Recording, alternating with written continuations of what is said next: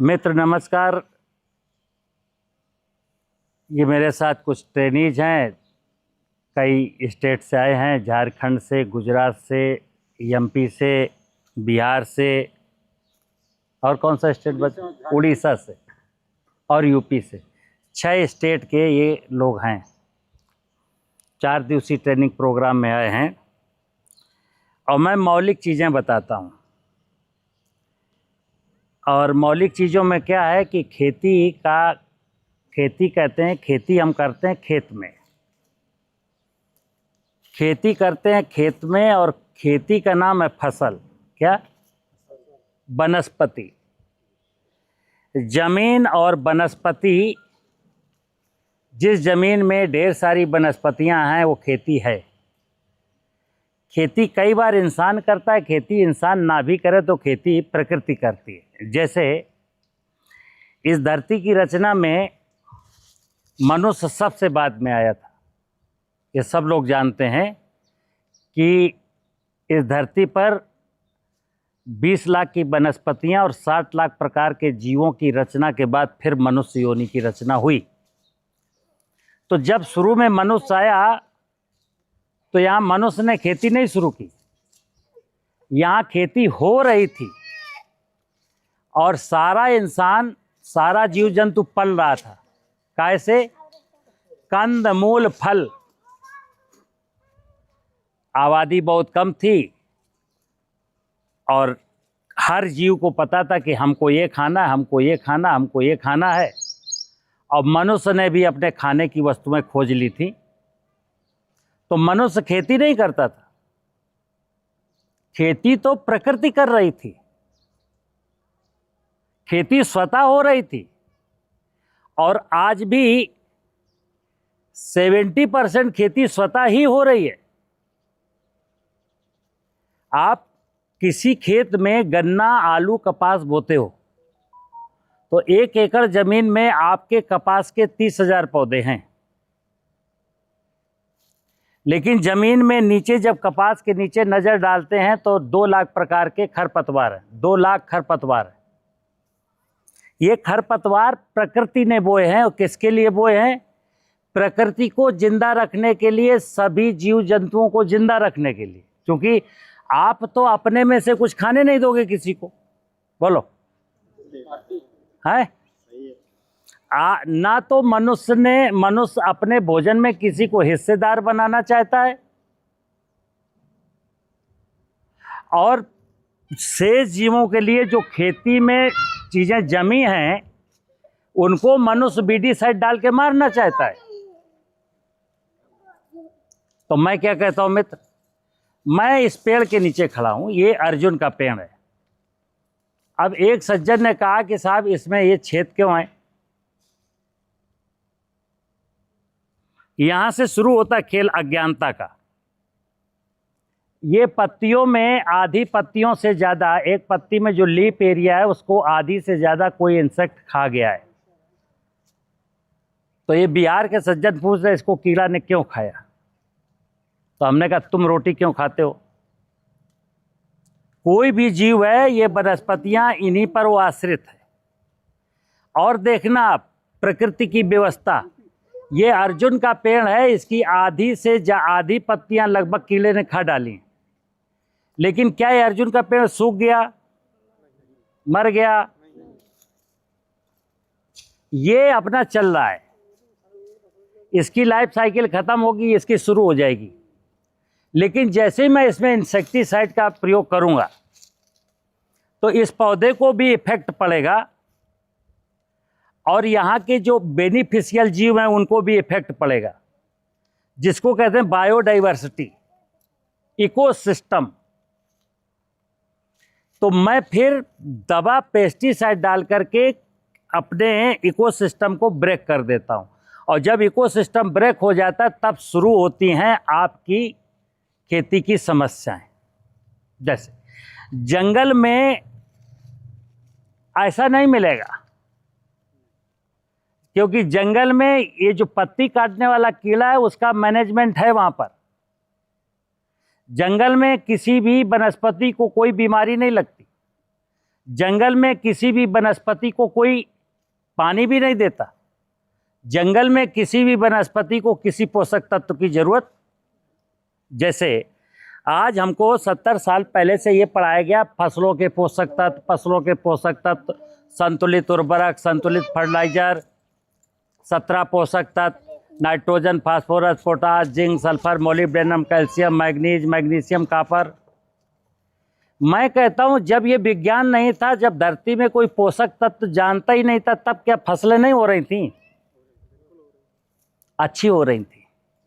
जब से मैं ये गलत जानकारी पाया तभी से गड़बड़ हुआ। जैसे इंसान को कहते हैं डाइट चार्ट आजकल बनने लगा एडवांस, बड़े बड़े लोगों का डाइट चार्ट है कि सुबह वो 1 गिलास दूध लेंगे एक अंडे के साथ, फिर दोपहर को लंच में वो इतना कढ़ी लेंगे, इतना हरा रायता लेंगे, इतना हरी सब्जियां लेंगे, इतना चावल लेंगे, इतना चपाती लेंगे। जो ये डॉक्टरों का डाइट फॉलो कर रहे हैं ना कि इतनी कैलोरी ऊर्जा के लिए ये खाना जरूरी है, कसम भगवान की, देश में अगर 2 करोड़ लोग डाइट फॉलो कर रहे हैं तो मेरे सामने आ जाए 500 मीटर दौड़ के दिखाएं, या 50 किलो का बोरा जमीन से उठा के अपने कंधे पर रख कर दिखाएं। लेकिन जो डाइट फॉलो नहीं कर रहा है ना, सूखी रोटी खा रहा, चटनी के साथ, नमक के साथ, वो 1 कुंटल का बोरा आज भी उठा के रख लेता है। मित्र, ये साइंस के नाम पर जितना भी बकवास है ना, उससे ज्यादा गंदगी कोई हो नहीं सकती। प्रकृति की व्यवस्था, विज्ञान क्या है? प्रकृति की व्यवस्था का जो विज्ञान है वही असली विज्ञान है। मानव रचित विज्ञान ये कूट रचित है, इसमें टेक्नोलॉजी है, इसमें लूटने की, गरीब को, मजदूर को, किसान को, प्रकृति को लूट लेने की साजिश है। और जो नेचर का विज्ञान है वो वास्तविक विज्ञान है। तो नेचुरल फार्मिंग में हमको 2 चीजें देखनी है कि ये जमीन की फर्टिलिटी कैसे बढ़ाएं और जमीन में क्या लगाएं। जैसे आज देश में मोनोकल्चर हो रहा है। गुजरात में 60% लोग कपास बो रहे हैं, पश्चिमी यूपी में 90% लोग गन्ना बो रहे हैं, आगरा और अलीगढ़ और इटावा की बेल्ट में 90% लोग आलू बो रहे हैं। इससे बायोडाइवर्सिटी नष्ट हो रही है और आने वाले समय में बहुत बड़ा संकट का कारण बनेगा। इसलिए मैं खेती के बारे में ये बताता हूँ किसान भाइयों, आप खेत की मेड़ बनाइए और खेत की मेड़ पर छायादार, फलदार, लकड़ी वाले पेड़ लगाइए। चूँकि खेत की मेड़ का बंदोबस्त करिए और जहाँ इन वृक्षों को मैं कहता हूँ माता पार्वती, जंगल माने आप पार्वती, आपने एक देवी का स्थान बताइए हिंदुस्तान में जो प्लेन में हो, एक देवी। सारी देवियां पहाड़ों पर हैं। क्यों? क्या इंसान की बुद्धि इतनी नष्ट हो गई, इतनी भ्रष्ट हो गई, इस बात को नहीं समझ पाता? वैष्णो देवी, खप्पर वाली, शेरा वाली, पहाड़ा वाली, तो ये जब जाता है वैष्णो देवी और हिल स्टेशन पर हिमाचल में नाना प्रकार की देवी, इस बेवकूफ को समझ में नहीं आता देवियां आखिर पहाड़ों में क्यों हैं। तो देवी का मतलब ही है जंगल, वृक्ष, और शिव का मतलब है धरती। अब ये धरती संपन्न होगी और नाना प्रकार का जंगल खूबसूरत होगा तो शिव और पार्वती दोनों प्रसन्न होंगे, फिर आपकी खेती भी आनंद के साथ होगी। अब शिव को तो मैं, धरती को तो जीवांश कार्बन घटा घटा के, यूरिया डीएपी डाल करके, पेस्टिसाइड डाल करके धरती की बायोलॉजिकल, फिजिकल, केमिकल प्रॉपर्टी सब नष्ट कर दिया। फिर खेत की मेड़ों पर लगे हुए वृक्ष काट डाले। हमारा सिस्टम जंगल काटता चला ही जा रहा है। धरती में जब जंगल नहीं होगा, फॉरेस्ट नहीं होगा, तो फिर आप समझ लीजिए मनुष्य नेचुरल फार्मिंग नहीं कर सकता। नेचुरल फार्मिंग का सूत्र है नेचर को अच्छा बनाना। नेचर जब अच्छा होगा तो आपकी झोली अन्न से भर जाएगी। धरती में जीवांश कलश, धरती जीवांश का कलश है, धरती में जीवांश बढ़ा दीजिए, खाद्यान्न का कलश आपका अपने आप भर जाएगा। और धरती में जीवांश कलश अगर खाली हो गया तो आपका कलश भरेगा नहीं, अगर भरेगा तो जहर से भरेगा। आज का गेहूं, आज का चना, आज का मटर, आज की सब्जी, आज की फल क्या खाने लायक है? हकीकत में पूछो तो क्या खाने लायक है? खाना चाहिए, मजबूरी है मित्र, खाओगे। और जानते हो खाएंगे और मरेंगे, और आदमी खा रहा है और मर रहा है। बस आदमी का धर्म, आदमी की खेती, आदमी की पूजा, आदमी का भगवान सिर्फ कागज़ का नोट है। इसलिए मैं आपको क्या बोला, लालच जिसके मन में अभी भी जिंदा है वो नेचुरल फार्मिंग नहीं कर सकता। और आज नेचुरल फार्मिंग कराते समय हमारा सिस्टम किसान को लालची बनाता है क्या, कि आप प्राकृतिक करके तो देखिए, आपकी उपज का मार्केट में भाव 2 गुना ज़्यादा मिलेगा। अब जो नेता या जो वैज्ञानिक ऐसा बोलता है कि नेचुरल फार्मिंग की प्रोड्यूस की कीमत मार्केट में 2 गुना ज़्यादा है, वो आके ज़रा मेरे सामने बताए, प्रमाण के साथ दे कि कैसे बेचवाओगे। हाँ, जो जालसाज लोग हैं, जो बाजार से केमिकल प्रोड्यूस खरीद करके ऑर्गेनिक में बेच लेते हैं, उनकी बात अलग है। लेकिन कोई सीधा सज्जन किसान अगर वास्तव में फर्टिलाइजर पेस्टिसाइड बंद करके ज़मीन की फर्टिलिटी को रिच बना करके एक्चुअल में नेचुरल फार्मिंग करता है, तो उसका कोई भी गेहूं अगर 2300 रुपया बाज़ार में, तो उसका 2400 रुपया खरीदने वाला कोई नहीं। बेच के दिखाए वो, और गारंटी के साथ जो ऐसा बोल रहे हैं वो आकर के मेरे सामने बात कर सकते हैं, उनको बिकवा करके दिखाओ। मैं कह रहा हूं तुम 2 गुना कह रहे हो, 1.5 गुना पे बिकवा के दिखाओ, 1.25 गुना पे बिकवा के दिखाओ। तो यहां फिर वही है चक्कर, क्या पंजीकरण कराए हो क्या, तो यानी पंजीकरण कराओ तो तुमसे फिर हम 10-20 हजार लूट लें। बिकने की गारंटी फिर भी नहीं है। फिर कहोगे अब आप बेच सकते हो, तो उसका खरीदेगा कौन? समस्या तो ये है, ठीक है ना। देश के किसान भाइयों, आपसे निवेदन है कि पेड़ के बिना,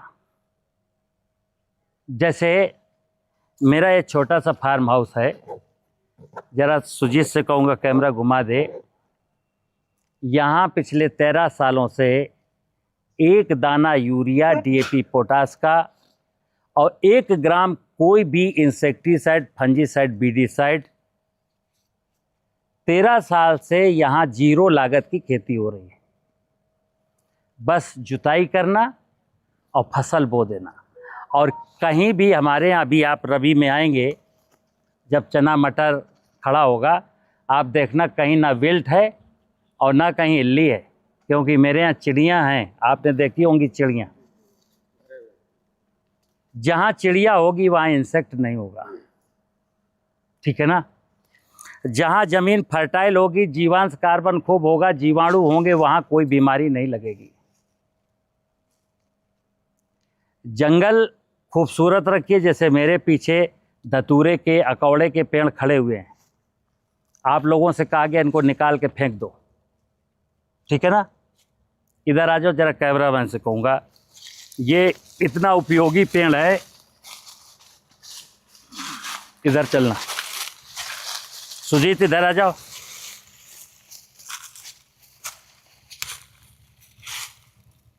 अब लोगों ने जो अफवाह फैलाई है,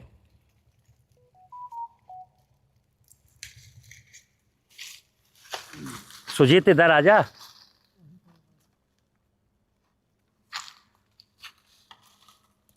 ये काय का पेड़ है?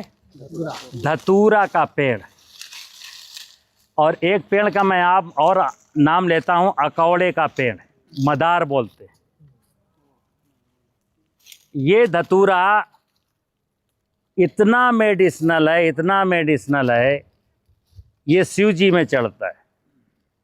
तो हम इसको शिव जी में तो चढ़ाते हैं। लोगों ने बताया कि सावन के महीने में शिव जी में धतूरा चढ़ाओ, तो मैं 5 रुपए का धतूरा लेके शिव जी में चढ़ा देता हूँ। अब मैं धतूरा को जानता नहीं हूँ। कल मैंने आपको एक चीज़ बताई थी कि हर विषय को जानिए। ये धतूरा बहुत मेडिसिनल है, बहुत मेडिसिनल है।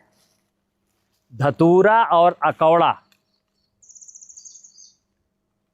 इसका जो बीज है, मैं तो जो चीज़ें आजमाया हुआ ही बोलता हूँ। मुझको बचपन में जब 11th में पढ़ता था तो फाइलेरिया हो गया, पील पाँव मोटा नहीं होने लगता। अगर किसी भी व्यक्ति का पाँव में फाइलेरिया हो रहा है तो इस प्रकार के 100-200 फल इकट्ठा करे, सुखा ले, पकने के बाद बीज इकट्ठा कर ले और आज सुबह बासे मुँह एक बीज खाएगा, चबा करके खाएगा। कल 2, फिर 3, फिर 4, फिर 100 बीज तक खाएगा। 100 बीज तक ना पहुँचे, जहाँ वो हार जाए 70 पर 80 पर, वहीं से वापस आ जाए एक एक घटाता हुआ। तो अगर 80 पर गया तो 160 दिन में वापस आ गया 1 पर। उसको ज़िंदगी में वो जो फाइलेरिया हुआ था वो तो ख़त्म हो जाएगा, ज़िंदगी में कभी फाइलेरिया नहीं होगा। अकौड़ा, अकौड़ा जिसको पाइल्स की बहुत बड़ी समस्या है, पाइल्स की, अकौड़े की एक होती बड़ी पत्ती है, अकौड़ा यहाँ नहीं है, वो तोड़ के लाओ जरा, एक डंडी तोड़ के लाओ, सुन लेना। कहते हैं सकल पदार्थ है जगमाही, कर्महीन नर पावत। तो धतूरे का मैंने उपयोग बता दिया। फाइलेरिया अगर हो रहा है तो बहुत रामबाण की दवा है, जड़ से ख़त्म कर देगा। और जो अकौड़ा है इसको सूर प्लांट बोलते हैं। जैसे अकौड़ा कॉस्मिक एनर्जी को सबसे ज़्यादा एब्जॉर्ब करता है और गाय की जो महिमा है वो गाय कॉस्मिक एनर्जी को एब्जॉर्ब करती है, इसीलिए कहते हैं गाय का पेशाब, गाय का दूध, गाय का घी अद्भुत है। तो जैसे ये अकौड़ा है, इसकी ये पत्ती नहीं खानी है टाइट वाली, प्रारंभ करेंगे ये पत्ती, ये छोटी सी पत्ती। मैं सुबह बासे मुँह इसको तोड़ा, ऐसे ऐसे मसला और ऐसे ऐसे इसको मैंने निगल लिया। आप देहात में कहते हैं कि क्या है? 2-3 दिन के बाद इसकी बड़ी पत्ती, 2-3 दिन के बाद और बड़ी पत्ती, और बाद में 20 दिन बीतेगा तो ये वाली पत्ती। आप 2 महीना खा लीजिए, आपको जो पाइल्स थी वो ख़त्म हो जाएगी और फिर ज़िंदगी में कभी पाइल्स होगी नहीं। कितना दिन खाना है? 2 महीना। अब मेरा मतलब समझो। तो सर इसका गांव में एक मिथ चलता है कि दवा सही थी सर, आप खा गए। अब सुनिए जो मैं कह रहा हूँ, हम तो खा लेते हैं, हम तो धतूरा का एक फल खा लेते हैं। बोला गया है कि धतूरा खाने से जहर है। ये किसने बोला है? सब गांव देहात का आदमी सब बोलते ये बोला है जो जिनको मेडिकल का धंधा करना है, जो चाहते हैं दुनिया में लोग बीमारी से ग्रस्त हो जाएं और मेरे पास आए मुझको 5,000 रुपया दे। जब चिकनगुनिया हो जाता है, डेंगू हो जाता है, प्लेटलेट्स कम हो जाती, तो सबसे अच्छा बकरी का दूध होता है। पपीता का पत्ता बकरी का दूध क्यों सबसे अच्छा होता है? अगर बकरी खुली है, चरती है, तो बकरी का पहला भोजन यही वनस्पतियां हैं। बकरी आम की पत्ती नहीं खाएगी, धतूरा भी खाएगी, अकौड़ा भी खाएगी। बकरी का स्वभाव है बम्बूल खाएगी, अकौड़ा खाएगी, धतूरा खाएगी, जितनी कड़वी चीजें वही खाती है। हाँ, खा जाती है। तो इसलिए उसका जो दूध है वो हमारी प्लेटलेट्स को एकदम से 2 दिन में जंप करा देता है। तो सर बकरी जो अगर फूटा हुआ बांधल बकरी ऊपर को फायदा नहीं करेगा? ना ना ना, उसका फायदा नहीं उसका करेगा। नहीं करेगा। हाँ? जंगल में जाते हैं। एसिड हो रहा है, जो चल रही है उसका फायदा। तो सुनिए, मैं इसलिए लाया था कि आपने हरियाली देखी है, बिना फर्टिलाइजर, बिना पेस्टिसाइड के, बस आपको जंगल बनाना है, जंगल से नफरत नहीं करना। जिसने जंगल से नफरत की, घास से नफरत की, वृक्षों से नफरत की, उसकी ज़िंदगी चौपट। धनाढ़ बनना है, अच्छा किसान बनना है, तो जितने खेत में वनस्पतियाँ, झाड़ी जंखाड़ हो सकता है उतना बो दीजिए, मत काटिए उसको। मेरा गुजरात में ये पार्थेनिया में ये बहुत डेंजरस घास है, इसको कांग्रेस घास भी बोलते हैं। सर विदेश से आया था, नहीं दिया था। ये डेंजरस चीज़ें तो मंगाई गई है ना देश में। मैंने क्या बोला? दुश्मनी में भेज दिया। गेहूं का मामा, गेहूं के साथ ही आ गया था। ये भेजा नहीं किसी ने, ये हमारे देश के सिस्टम ने मंगाया ताकि हाँ, बीडी साइड बेच सके। का बहुत नमस्कार।